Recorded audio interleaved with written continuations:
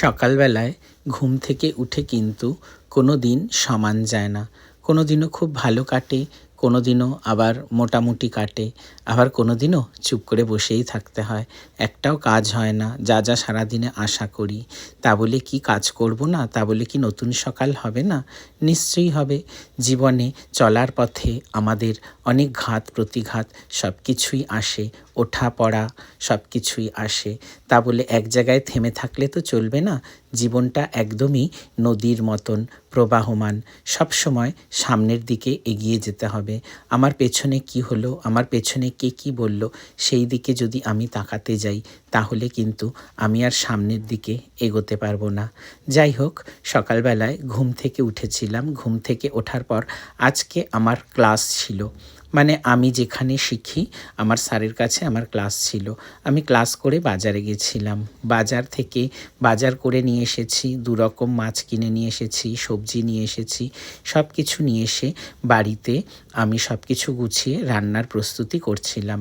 দুপুর ১টার মধ্যে রান্না করে নিতে হবে। যদি দুপুর ১টার মধ্যে রান্না করে উঠতে না পারি তবে অনলাইন ক্লাসে আমার দেরি হয়ে যাবে। রান্নাঘরেই আমাকে ক্লাস শুরু করে দিতে হবে। তাই খুবই তাড়াতাড়ি করছিলাম। কিন্তু তাড়াতাড়ি করতে গেলে তো কাজ ভুলভাল হয়ে যায়, কাজ খারাপ হয়ে যায়। সেই তাড়াতাড়ির কাজ যেমন খারাপই হয়, সেরকম বারবারই খারাপ হচ্ছিল। এই করতে করতে অনেকটাই দেরি হয়ে গেল। পালং শাক কুটে, মাছ ধুয়ে, আলু কুটে, সবজি কুটে, সব কিছু কুটে নিয়ে রান্না শুরু করতে করতে অনেকটাই দেরি হয়ে গেছিল। আজকে বাজার থেকে নিয়ে এসেছি পালং শাক, গাঁটি কচু, নিয়ে এসেছি ট্যাংরা মাছ, নিয়ে এসেছি জ্যান্ত ল্যাটা মাছ। মাছগুলো বাজার থেকেই আমি কাটিয়ে নিয়ে আসি। বাড়িতে নিয়ে এসে ভালো করে ধুয়ে পরিষ্কার করে নিই, আর ওই রান্নাবান্না করি। আমার রান্নাবান্না খুবই সিম্পল। রোজকার দিন আমরা খুব সিম্পল রান্না করি।